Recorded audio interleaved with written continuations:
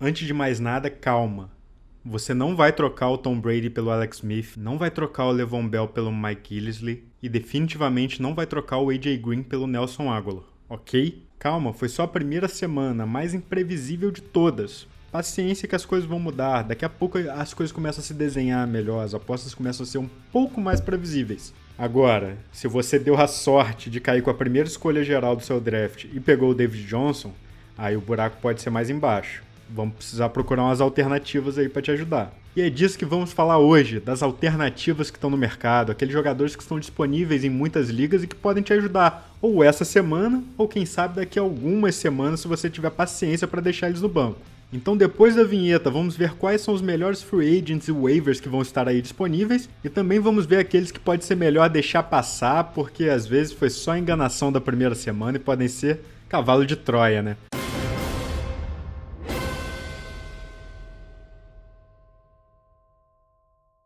Bom, a primeira semana da NFL é a mais imprevisível de todas, é a mais difícil de escalar.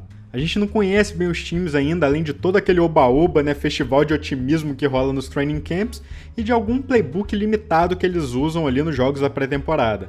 Aqui, na semana 1, que a gente começa a ver os times mostrando as suas armas secretas, ver qual é o plano de verdade de cada um. E essa rodada dos waivers, ela pode ser muito enganosa também, né, porque tem vários jogadores, a gente só viu uma semana de produção deles, né, então pode ter sido tudo miragem, né? Então é sempre aquele risco da gente acabar comprando gato por lebre. Mas ainda assim, todo ano, muitos jogadores que não foram draftados acabam se destacando logo na primeira semana e acabam se tornando verdades, acabam se tornando realidades que vão te ajudar ao longo do ano. Então são esses que a gente precisa procurar, esses jogadores com potencial imenso e que mesmo que comecem no seu banco agora, a gente sabe que eles podem render frutos mais pra frente. E se você quiser continuar recebendo conteúdos como esse ao longo do ano, se inscreve aí, ativa o sininho das notificações para você ficar sabendo assim que sair um vídeo novo e vamos junto nessa aí. E vamos então ver os jogadores que você não pode deixar passar agora nessa primeira semana.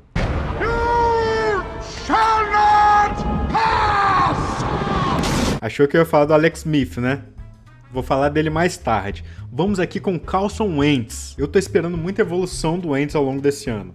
Esse jogo 1 foi um pouco retrato de alguns dos jogos dele do ano passado, né? Ele misturou algumas jogadas fantásticas, sensacionais, com outras decisões não tão seguras, mas ainda assim ele produziu 307 jardas e 2 touchdowns, além de uma conversão de 2 pontos. Também sofreu uma interceptação e um fumble e tudo mais, que a gente pode ficar de olho, mas no demais foi um desempenho muito bom, principalmente em termos de fantasy pro Wentz. Ele foi o quinto quarterback que mais pontuou essa semana. E o Wentz ainda está disponível em quase 40% das ligas do Yahoo. Então, assim, em outras plataformas deve estar com um número mais ou menos parecido. É um cara que se estiver na sua liga, você pode pegar ele. Na pior das hipóteses vai ser uma opção legal no banco, mas tem um potencial de se tornar uma opção muito consistente esse ano. E outro nome aqui que ficou no top 10 dos quarterbacks essa semana, na verdade ele ficou no top 7, ele foi o sétimo, é o DeShone Kizer, quarterback calouro de Cleveland. Bom, aqui no canal vocês já tinham visto o meu vídeo falando que ele tinha crescido muito na off-season, né, tinha ganhado moral, desenvolveu uma boa conexão com o Corey Coleman, e ele fez mais ou menos o que eu esperava dele nessa primeira semana, né, produziu bem, não correu muitos riscos, né? Acertou alguns bons passes, desenvolveu uma boa conexão com o Coleman ali, ainda fez um touchdown correndo, né? Que é algo que a gente pode esperar dele, que ele usa muito bem as pernas. Então, assim, foi uma atuação regular nos termos da NFL, do jogo de verdade. Mas no Fantasy foi bem encorajadora. Lembrando que em muitas ligas o touchdown correndo garante mais pontos do que o touchdown passado. Então, quarterbacks que conseguem correr, eles acabam tendo um potencial maior e acabam tendo um piso maior também quando eles conseguem ganhar aquelas jardas corridas com frequência, né? Até porque a jarda corrida vale muito mais do que a jarda passada. DeShone Kizer está presente em apenas 10% dos times. Olha, eu não recomendo você pegar ele e começar botando ele para jogar, principalmente na semana que vem, que é contra o Ravens. Mas você deixa ele ali no seu banco, seu quarterback, se você não tiver muita confiança nele, ele pode ser uma grande opção para o decorrer da temporada. E para falar dos running backs, a gente precisa começar pelo nome de Tarik Cohen, do Bears. Ele é um cara que chegou do nada e fez um barulho imenso nessa primeira semana no jogo contra o Falcons. Você pensa, mas poxa, o Bears não tem o Jordan Howard? Então, mas o uso deles é diferente. O Jordan Howard vai continuar sendo o burro de carga do time. Mas o Tarik Cohen ele adiciona muito mais, ele é meio que uma espécie de uma mistura ali de Darren Sproles com o Tyreek Hill pelo uso dele em campo. Só que detalhe que ele foi muito mais utilizado do que o Tyreek Hill e do que o Darren Sproles essa semana. Cohen encostou na bola 13 vezes, foram 5 corridas, só que ele conseguiu produzir 66 jardas com essas 5 corridas, e ainda foram lançados 12 passes na direção dele, ele segurou 8 desses. Alguns desses passes foram curtos, foram atrás da linha de scrimmage, mas também o Glennon procurou ele no fundo do campo, em alguns passes em profundidade. Ou seja, o Bears agora tá sem o Kevin White, que se machucou, eles vão precisar de mais armas, de mais opções no jogo aéreo. E o Terry Cohen, apesar de ser um running back, ele vai cair como uma luva aí para ajudar o ataque aéreo desse time. Não dá pra esperar que o Tarik Cohen faça 17 pontos toda semana, faça 20 pontos toda semana. Isso aí não tá no nosso ramo aqui de possibilidades, até porque a gente viu ele sendo usado apenas 13 vezes no jogo e conseguiu uma produção muito boa com essas jardas. Se ele for usado entre 10 e 15 vezes por jogo, a gente pode esperar alguns jogos abaixo aí da média, mas a gente pode esperar alguns outros jogos com mais de 15 pontos aí, isso aí não é impossível não. Eu acho que ele é uma boa opção pra gente deixar no banco, ver como continua esse desenvolvimento dele ao longo do ano e talvez usar ele com mais frequência. Mas se você tiver na emergência aí, precisando de alguma solução aí, se alguns dos seus running backs não estiverem disponíveis, vai lá, usa ele e torce para ser uma das boas semanas dele. E outro running back pra gente ficar de olho é Chris Carson, o running back do Seattle Seahawks. Olha, a não ser que o Thomas Rawls retorne de lesão correndo muito bem, é questão de tempo até o Chris Carson ser o cara do backfield ali do Seahawks. Lace começou jogando contra seu ex-time, né? Mas ele foi péssimo, não conseguiu nada, encostou na bola 5 vezes e a produção foi quase nula e depois quase não entrou no jogo de novo. Foram 7 snaps só no jogo. Carson não é aquele jogador pra você ter um impacto imediato, um resultado imediato nele, porque ainda vai depender de como o Thomas Rawls vai voltar. Mas ele é uma aposta, e aqui a gente foca na palavra aposta, muito boa para te render grandes frutos no decorrer da competição. Ontem, sem o Rawls, ele teve presente 52% dos snaps do time. Então isso é bastante coisa. Ele foi o running back mais utilizado no jogo de ontem. Apesar disso, só encostou na bola 7 vezes. Ainda é pouco. Por isso que eu digo que a gente precisa esperar um pouco mais para ver se ele vai ser mais utilizado. Mas nessas 7 vezes que ele encostou na bola, ele produziu 49 jardas, ou seja, uma média muito boa e extremamente superior aos outros running backs da equipe.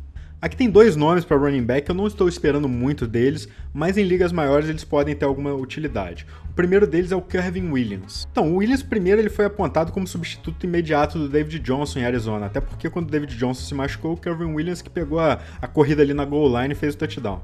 Mas assim, eu já esperava uma divisão dos snaps ali com o Andre Ellington, que é um cara que recebe mais passes e tudo mais. E ainda agora o time recontratou o Chris Johnson, o famoso CJ2K, que já passou de 2.000 jardas corridas há uns anos atrás.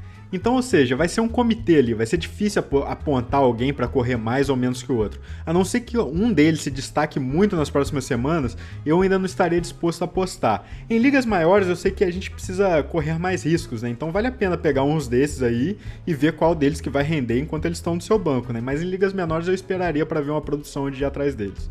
E o outro nome aqui é o Javorius Allen, ou Buck Allen do Ravens. Ele chegou a correr mais que o Terrence West na partida. Apesar de não ter feito touchdown, ele correu 21 vezes para 71 jardas. Muitos esperam que ele continue dividindo corridas assim com o Terrence West.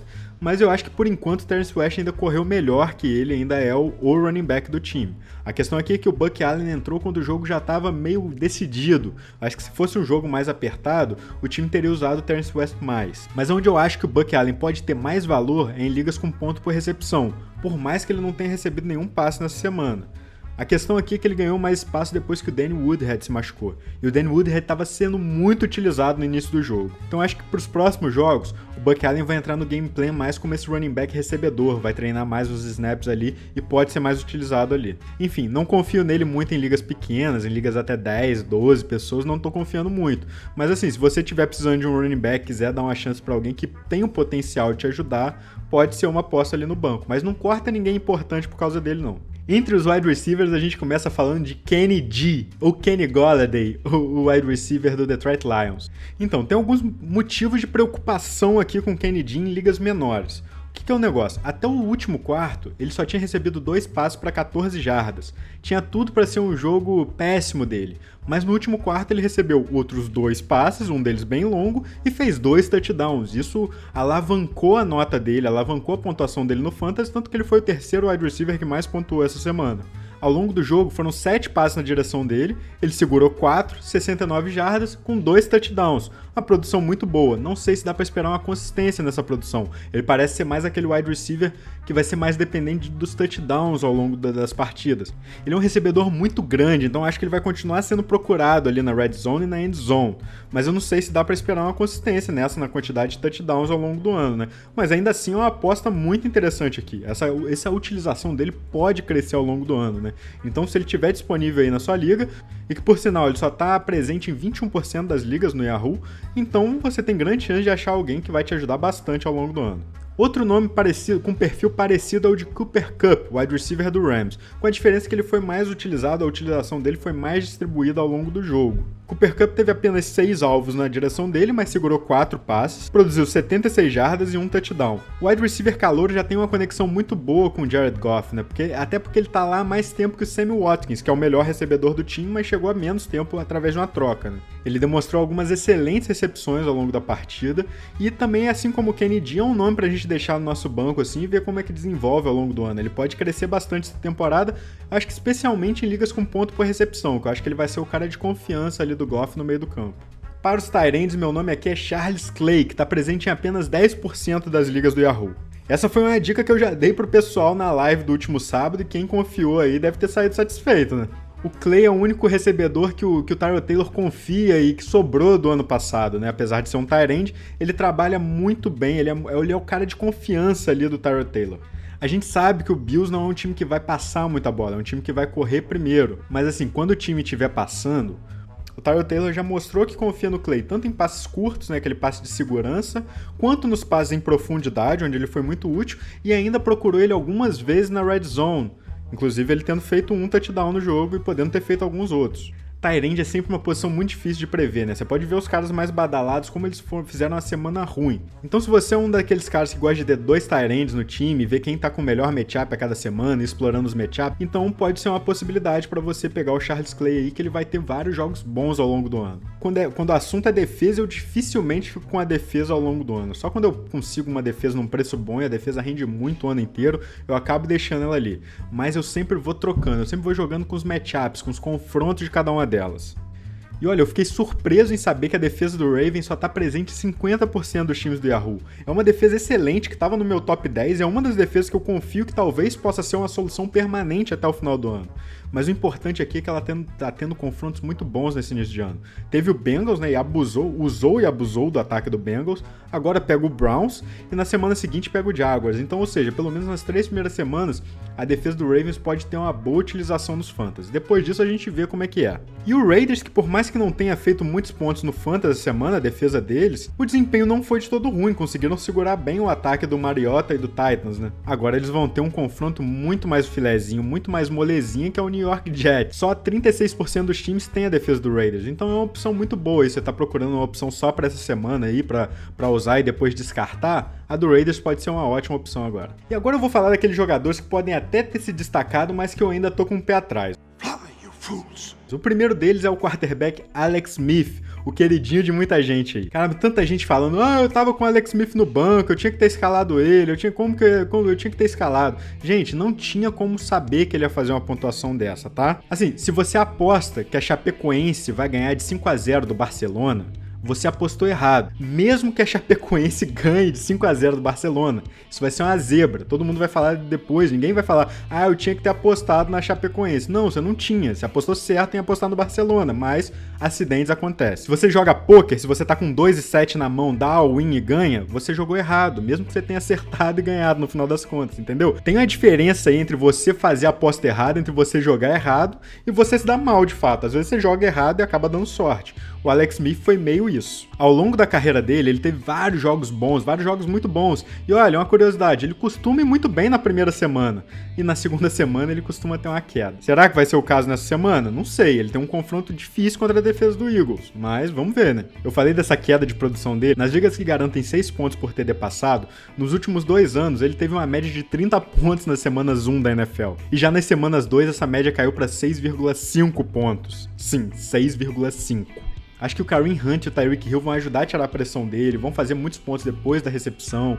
Acho que vai funcionar, as coisas vão funcionar bem pra ele. Ele não vai ser uma opção péssima no Fantasy. Eu acho que ele vai ter muitas semanas boas, inclusive. Mas não vamos tomar essa semana 1 como regra. Vão ter vários jogos também que esses touchdowns que foram recebidos do Kareem Hunt e do Tyreek Hill vão ser correndo ou retornando, ou sei lá, de outras formas. Então, assim, não dá pra esperar essa consistência dele, toda essa produção dele ao longo das semanas. Bom, outro nome pra gente fugir é o Benny Fowler, wide receiver do Broncos.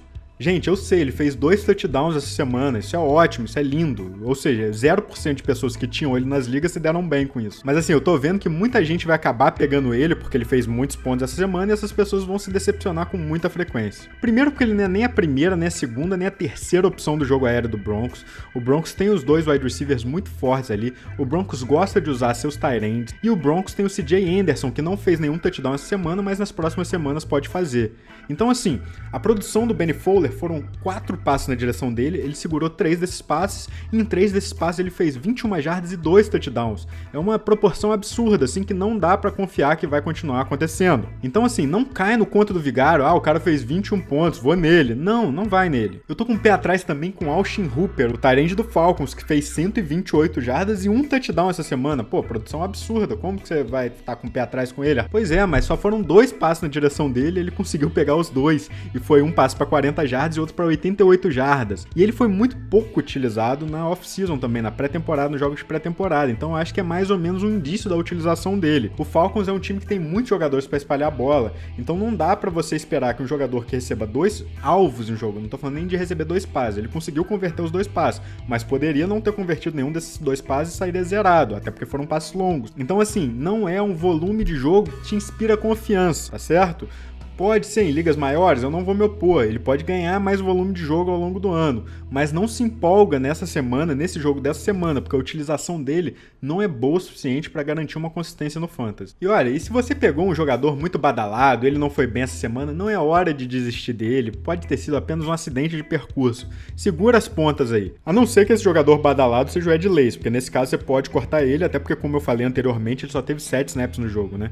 Ele já tá perdendo pro Chris Carson, ele provavelmente perderia pro Prosise e ele vai perder pro Thomas Rawls quando ele voltar também. E olha, não duvido nada que se o Thomas Rawls voltar bem daqui a algumas semanas, o Seahawks acabe cortando o Ed Lace, cortando mesmo do time. Bom, é isso, espero que vocês tenham gostado das dicas dessa semana. Semana que vem tem mais dicas dessas dos waivers e no sábado agora tem a live onde eu ajudo vocês a fechar aquela escalação, saber quem tá lesionado, saber quem pode ir bem. Então vamos chegar junto lá no sábado, hein? Se você gostou desse conteúdo, deixa aquele joinha aí, se não tá inscrito, se inscreve e vamos continuar essa conversa aí na seção de comentários. É só deixar nos comentários aí suas dúvidas e opiniões que a gente continua conversando. E olha, se conhece aqueles amigos que gostam de Fantasy, que jogam Fantasy, não seja egoísta, compartilha aí com eles, manda pra eles aí esse vídeo aí, que isso vai ajudar esse canal a continuar crescendo e produzindo cada vez mais conteúdo pra vocês. Muito obrigado por acompanhar mais esse vídeo, tamo junto e até a próxima!